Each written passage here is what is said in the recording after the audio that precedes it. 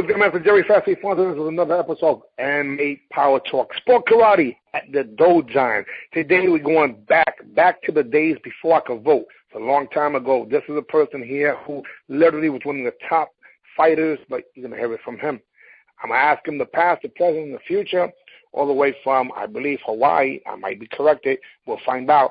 But when it's all said and done, you know his team, probably the winningest team of all time when it comes to not just competition, but also business and movies and all types of stuff. If you was lucky enough to have seen him fight, then you was really, truly blessed. I didn't get that opportunity to see him fight, but you know what? Maybe there's some videos or some 8mm around there that we can find. Without further ado, not sure if I'm calling him the right thing, but we'll find out. Grandmaster John Natividad, are you there, sir? Yes, sir. I'm here. Master Fontaine. How you doing, sir? I'm so excited. Never had an opportunity to actually speak to you, but you know what? I've always been a fan because obviously when it's all said and done, we stand on the shoulders of the pioneers and legends, sir, and I hope my sneakers don't hurt your shoulders. Well, thank you for the compliments. There's people like you that hold it up and carry on the tradition. Hard knocks and good fights. Well, I appreciate that. Well, let me just say this.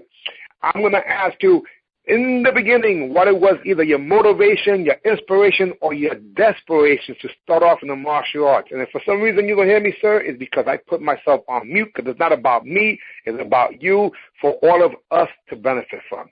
So where was your motivation, inspiration, or desperation? Well, my motivation and desperation was Chuck Norris. I was involved in gangs when I was younger, and one night we were at a park, and there was a big rumble going on between the Hawaiians and Mexicans. And so I ran around the corner, ran into a building, into a place that had about 15 guys in pajama tops. So I walked in there, closed the door, and Chuck Norris came up and closed it and locked the door and said, "I know what you're doing.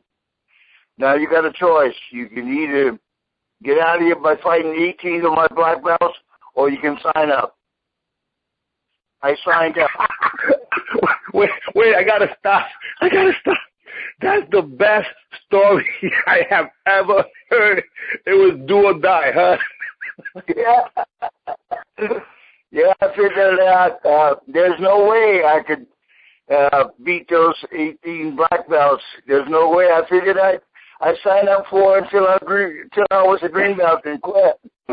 But you figure you're gonna last for a few months and then you'll be able to sneak away, huh? Yeah. But he was not only a mentor, he was a friend. He was good instructor, and he checked on me on a weekly basis to make sure I was out of trouble, make sure I was in classes. That's a true instructor, mentor, and friend, and thank God for that, because otherwise we would have never had a chance to see this guy do his thing. Hey, how about we talk about, so approximately how old were you then? Where was this and what state? Which I think I know the answer, but just for my general opinion. Yeah. I was about 18 or 19 years old. I was in Southern California. I went to college there. The one of Chuck Norris's first schools, they called it the Artesia School. It was a tune-up shop. It had on the plate glass window. If you think you're bad, step on in. If you think you're not, stay out. Those were the hard knock days that you had to be humble and you have to have a lot of humility, because those guys were good. I mean, those guys in those years, Young Yu, Joe Louis, and let's talk about who were those 18 people. Mention some of those 18 people. I'm sure it's the who's who of sport karate / real world martial arts history, not counting movies. Name some. Well, there was the guy named Jerry Taylor, who was my immediate instructor. He was from Hawaii. he was raided in the California area. 102. Then there was Vic Guerrero. There's Chris Oakey. There was Young Yu. There was Jerry Pennington, and other people, Chris Wells, other people that were within the clique, the people that were badass people. Now, how about the other guys like the Howard Jacksons and stuff like that? When did you get a chance to interact with them, or the Darnell Garcias, or Bob Wars, and did you ever have a chance to train? Yeah, well, Bob Wall was a instructor of mine. Howard Jackson was in the Marine Corps, and then he decided to work out with us, and Chuck had him connect with me and Darnell Garcia to work out with those guys. And he was coming up when I was coming up. Howard Jackson was, they called him the speed demon. You blink of an eye, he'd be right on top of you. Darnell Garcia had a good sidekick. We had a guy named Carlos Sudabaca. He was a 6 foot tall, bad Mexican guy, could fight. I mean, he hits you, he wake up your ancestors.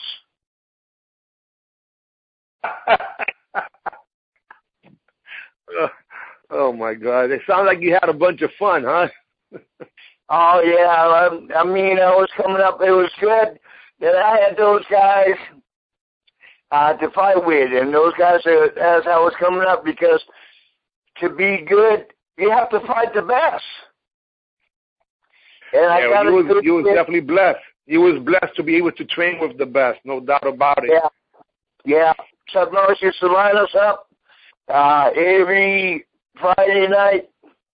There'd be about 18 or 20 of us.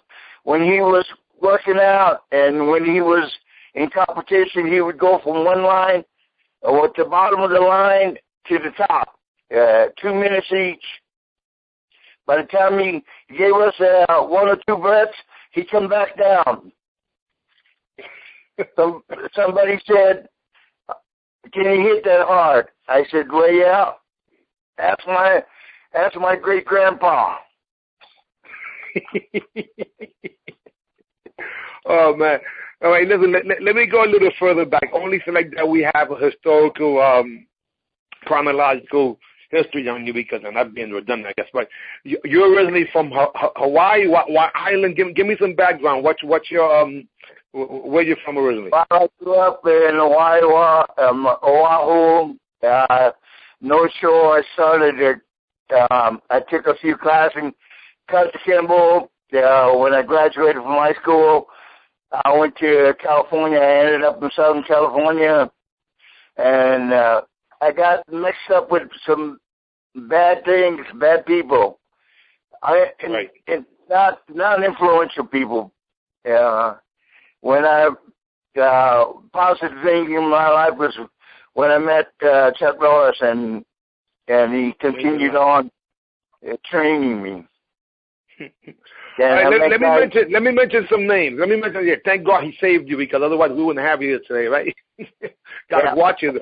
You know, it's funny because I'm of Puerto Rican descent, and I know that there was a bunch of Puerto Ricans that immigrated over to the Hawaii Islands way back when, and you know, islanders are islanders.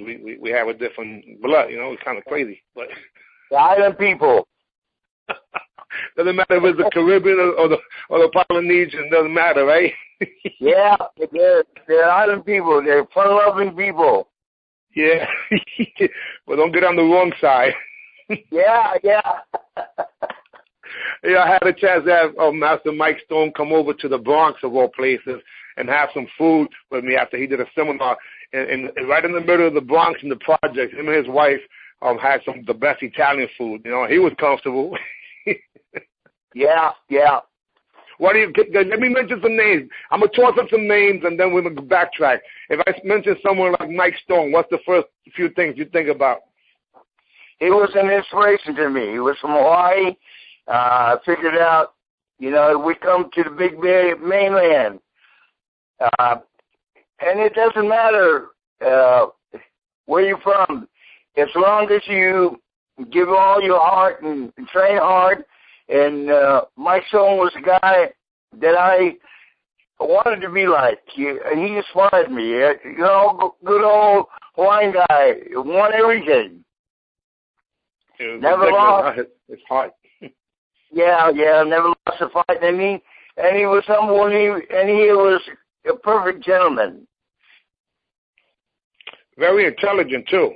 His concepts of fighting was different way before anybody thought. I know he worked on visualization. He worked on intimidation.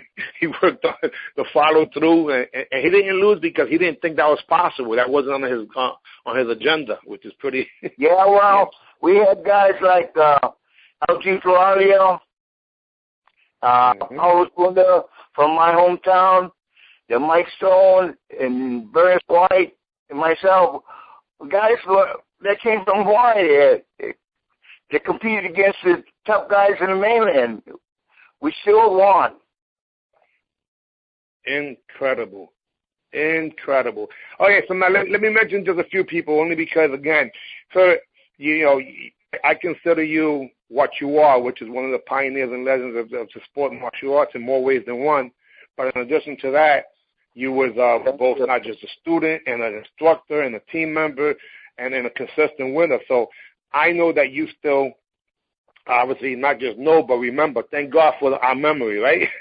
Thank God for our memory. If I mention someone like Pat Johnson, what can you say about Pat Johnson? Pat Johnson was a good gentleman, and he was an analytical person. He would compete and fight against you. He worked on your weaknesses.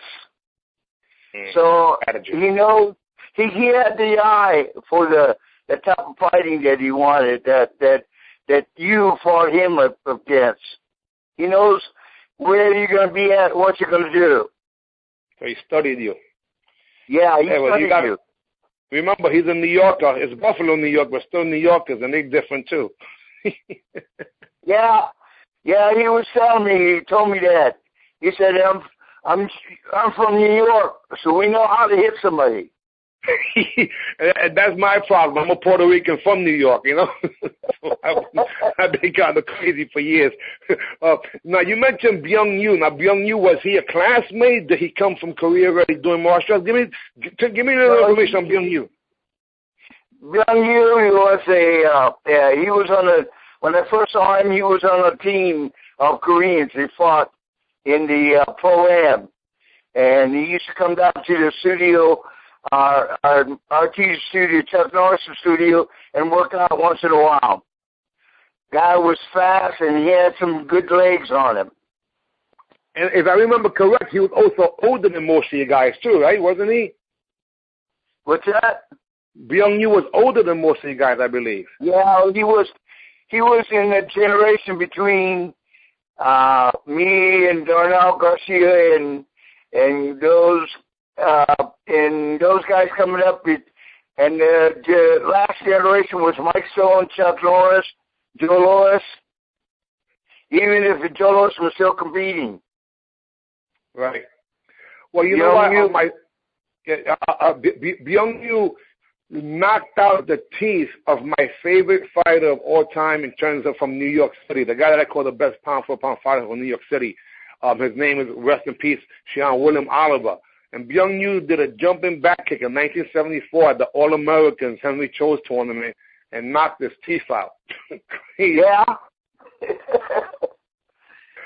I'm going to put a photo up. He could fight. Couldn't he jump really high? Yeah, he jumped over demonstrations. He jumped over 2 or 3 people and do a jump kick. Incredible. I think the other guys would jump pretty high. How about I mention over in the East? Because if I mention someone like Joe Hayes. Yeah, Joe Hayes, I used to read about him a lot. And Chuck Norris used to tell me he was quick, he was fast, and he was hard, too. He was a typical New Yorker. He he can also jump really high too. Thomas the Puppet, rest in peace. Yeah. Wow. Yeah. You Delgado. Louis Delgado, rest in peace to him too. See, all those guys were my mentors. They were the ones that I wanted to go represent because there was at least 10 years between 1975 and 1985 that it wasn't any. The New York pretty much stood on his own, and there weren't any nationally rated New Yorkers, so I was able to do it. I was fortunate enough to do it in 1986. So I did it to try to represent for everybody. Darnell Garcia was Puerto Rican too. I thought he was because I thought he was Mexican. I just learned something. He was Puerto Rican. Woo! Oh man. We used to be buddies, and he used to come up and he'd tell me, he said, John, I'm an island boy too. I'm from Puerto Rico. I go, Puerto Rico, baby. I looked at him, I said, you don't have to apologize.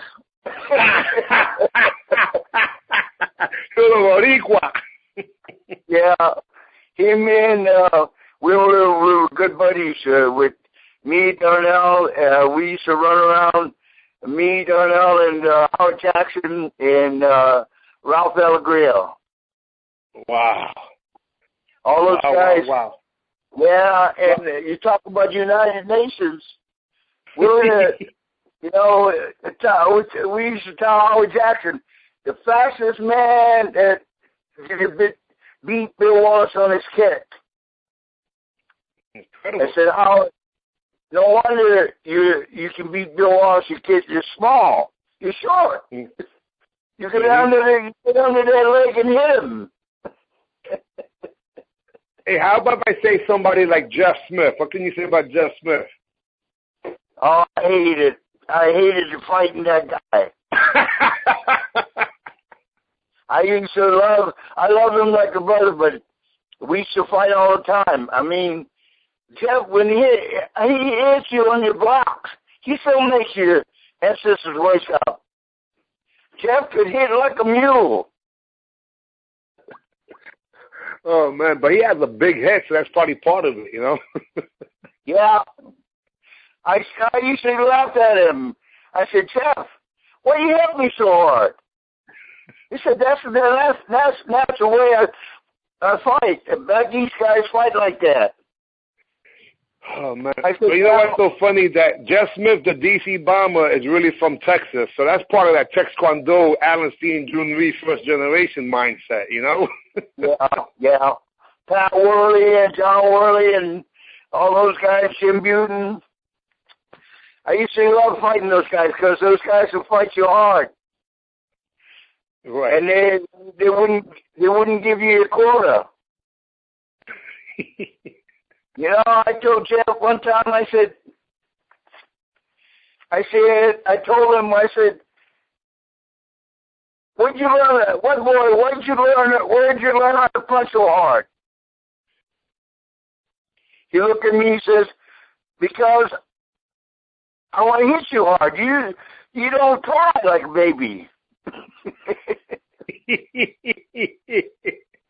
Hey, so if you had to say who is your most difficult competitors, and I know there's a whole bunch of them, but if you could pick three, who would you say are your three most difficult competitors, and why? Fred Rand was my first. He was rated number 5. Was my first national fight against somebody national ranking. He was difficult and he was hard. He grabbed you and bounced you around and throw you around. You know, those Texas guys, they like to rough and tumble you. That was the whirlwind, right? The whirlwind, right? Yeah, whirlwind, Fred Rand. Then there was Joe Louis. I'm gonna put a picture of me and Mr. Joe Louis, because he's the one that taught me how to fake reposition and do angles. I'm gonna put his photo. Today is Thursday, so on Facebook I'm gonna put a throwback Thursday photo of me and Joe Louis back in 1986. This is my Joe Louis stories. I was his assistant 3 times in a row in about a year and a half at his seminars. at this seminar, he whispered to me, "Slow down. You're making me look bad." And I said, "Yes, I got it." But he's the one that taught me. So what do you think? Yeah. What do you think about him? I used to love to fight him because he was the first guy that I know that used angles and broken rhythm. You know, rhythm that it was difficult. It was hard to fight because, you know, he was built like Adonis. Mm-hmm. Like Adonis. But the people, when he used to come down to see you, people used to ask me, why do I like fighting Joe Louis? Because he fought you hard. Because you have to learn from the best. Because and Joe always had good things to say. He said, "You're moving good, but if you're gonna hit me hard. Let me know that you're there." He was always complimenting. Let me know you're there. Yeah. Oh my God. Incredible. Okay, so you got Fredman, you have Joe Louis. Who else can you mention in terms of hard or favorite? Benny, huh? The Jet. Benny Quaid's the Jet. I mean, that guy could do somersault as you moved in. He was so quick, blank, and he jumped over my head. I used to tell him, and he used to teach me, show me some of his techniques.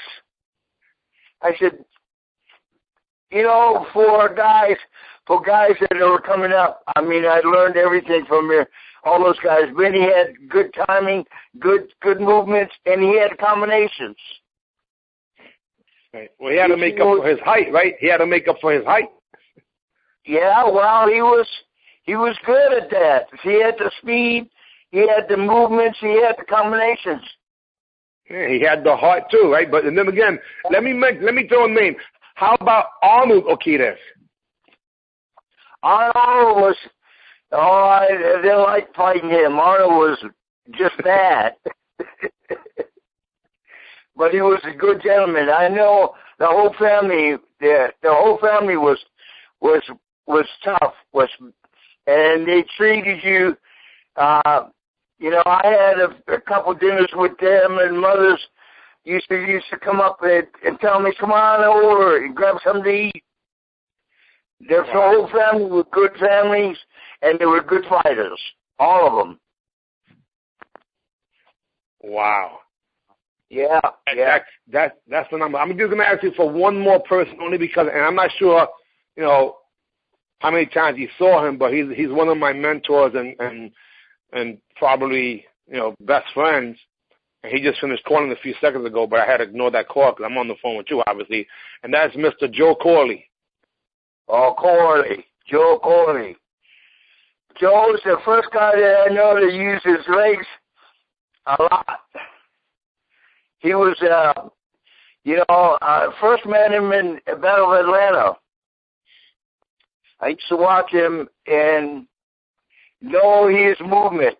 Very intelligent person, very technical, and he's got a great techniques. I taught guys like guys that coming up with Keith Vitale. Mm-hmm. Yeah, all those guys. I mean, all those guys that came up under him, worked out with him, were good. Wow. All right. So how about if I ask you this? Today it seems like you're in Las Vegas. Give me a little history. After California, when did you relocate? What happened in the last 30 years or whatever it is? I moved, I think it was when I retired, 76, or I retired in 76, 77, 78. I moved to Vegas because I got a academic scholarship to go to college at UNLV. So I figured, well, I wanted to think about what I was going to do in the future. So I went to school. Ed Parker told me, You got the physical movements. Now, get the intelligence behind it. Education is important. He told me that. You know, so I said, okay, I'll do that. Chuck Norris had told me one time, if you can get a black belt, if you can go through 4 years of humiliation, being yelled at, screamed at, just like a drill instructor, you can just do anything in the world. Good advice, I would say. Good advice. Yeah. Now, did you ever open up a karate or a taekwondo school or tang soo do school? Yeah, I opened up a school here in Vegas. I had it for 20 years, and I turned everything over to my black belts. I still teach once a week over there, and plus I go to and I do seminars around the Western States area. Wonderful. Let them know. You know, I tell them, people, you go out there and don't pretend to hit somebody. What stops pain on you is create pain on the other person. Mm. Well, it's supposed to be a contact sport, right? It seems like it may not be with some of the stuff that's happened throughout the years, but it's supposed to be able to stop people from hurting you for real in the street situation, and that's supposed to be a simulation of it. That's what I believe, though. You know, but other people believe otherwise. You know, they called it a point. In the old days, rough and tumble days, a point meant me not breaking your jaw or breaking a rib. That's control. Mm-hmm. Mm-hmm. Hey, who would you say? Let's go over to the girl side right now. Mention a few ladies that might be memorable to you in terms of the martial arts. Gurpasan, Moore,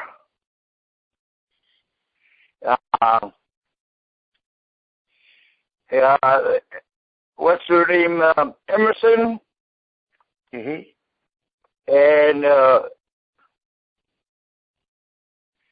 Bermudez. Marion Bermudez. And it must have been a young little Lily Akita. She was young back in those days too, right? Lillian Ukis was in a class of her own. I mean, people were, even I was afraid of her.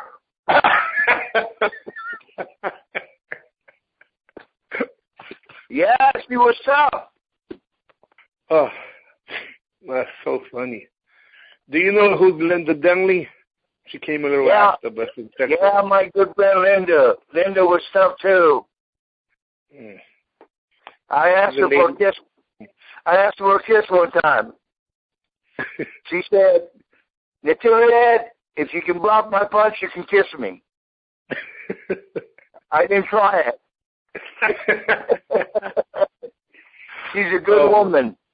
I love Linda. But the only thing is that she looks the same since the 1970s. What the hell?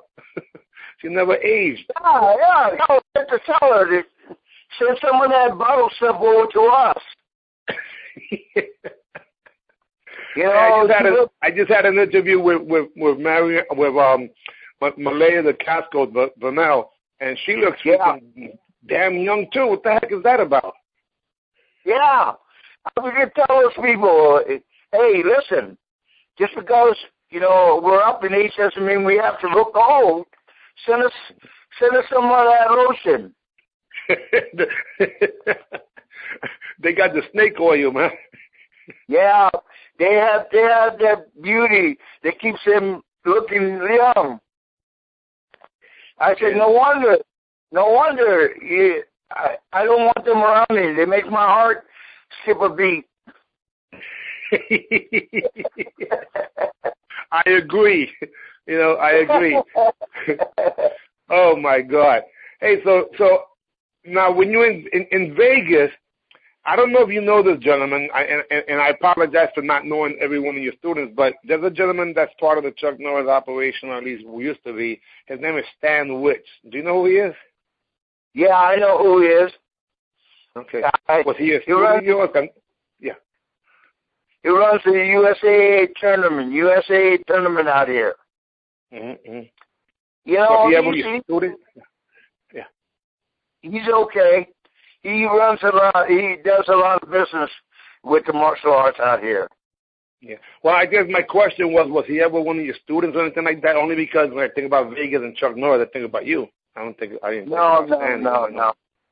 Okay. He was under Ken Gallagher. Oh, okay. Ken Gallagher, who was at that time was the vice president of the United Fighting Arts Federation, Chuck Norris's group. Oh, okay. Hey, check this out. And again, you and I never spoke, but I've been involved in martial arts for a while, and I've been fortunate enough to be pretty successful. Oh, I know. I used to read a lot about you. Fast feet. Get out of here. Yeah. Fast feet. Oh my God. You're gonna make me. Oh my God. You see, this is okay. I love somebody that uses their legs as quickly as you and I did. You had a lot of techniques. Bill Wallace used to say, I got left leg round kick faster than you. I said, see, Bill, I got two legs.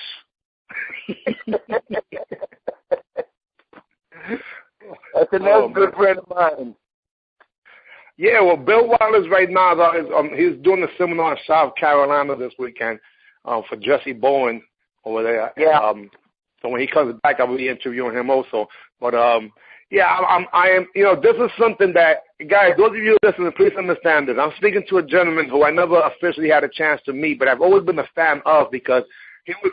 This was the Puerto Ricans were called this was a Papi Chulo. This handsome freaking Asian dude that looked like a movie star. And he was part of this team. This is the guy that if Bruce Lee stood next to him, Bruce Lee wasn't the handsome guy. It was the Natividad. I know he drove the women crazy. In the meantime, he fought like a demon. I used to see him next to Donald Garcia. I said, Donald, we're both Highland guys. He goes, yeah. I said, but they like me better because I got the smile. Oh my God, that's so funny. But for me, in knowing that in martial arts we all extended family members. When anybody knows who I am, it freaks me out because I don't know who knows me, and I don't care about. The Fast Feet is a character obviously that knows trade, and it was a combination of making believe I was all these different people.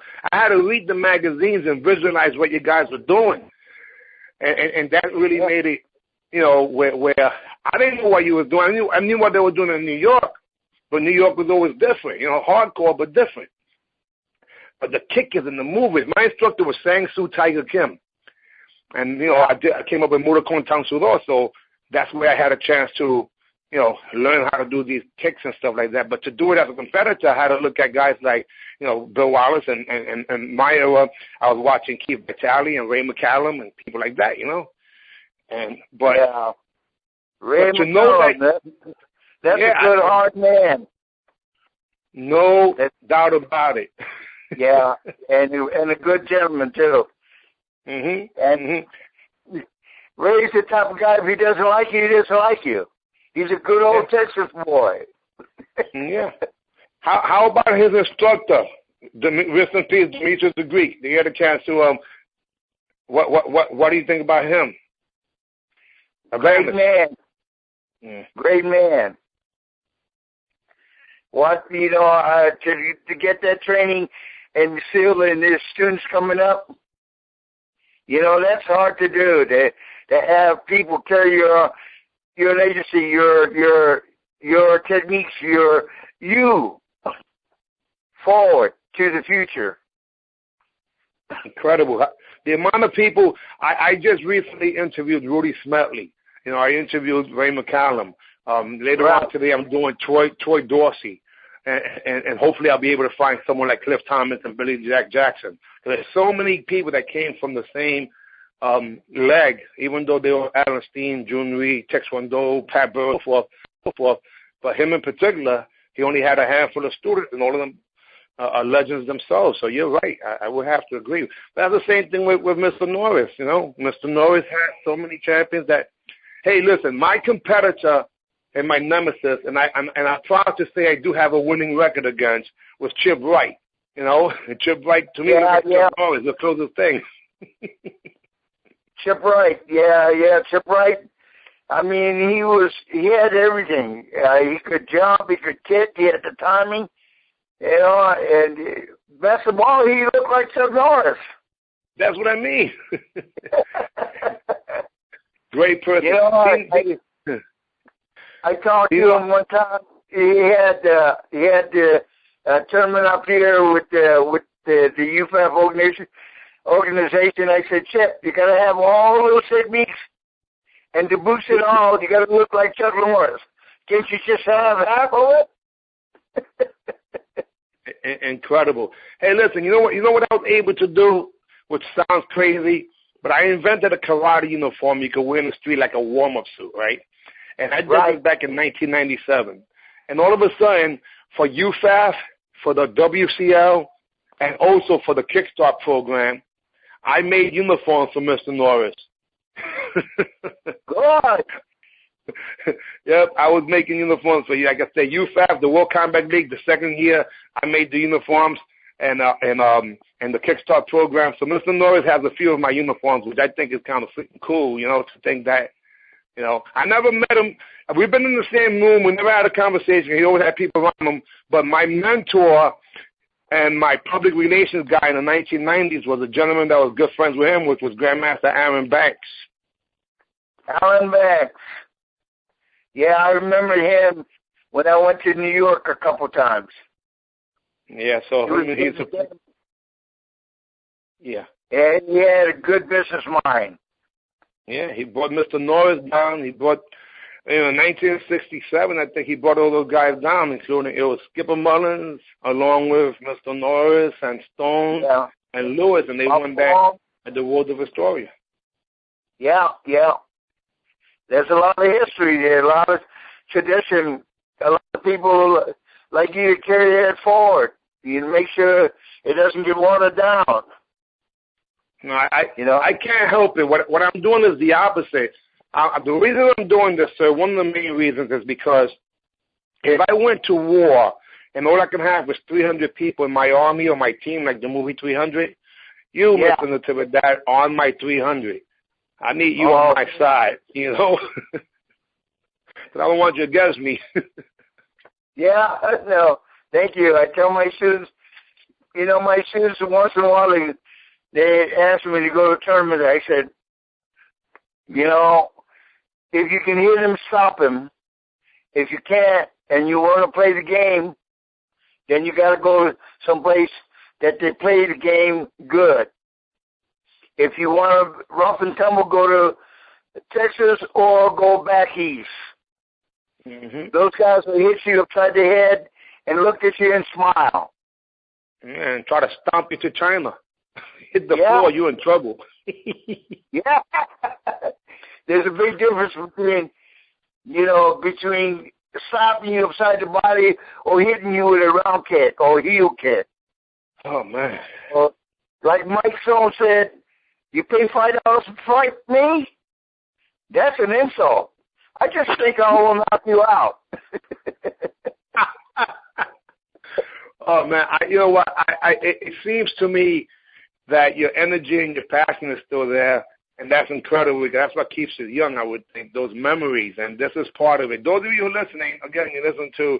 Now, sir, what's the title that you prefer to be addressed as in the karate, in the class?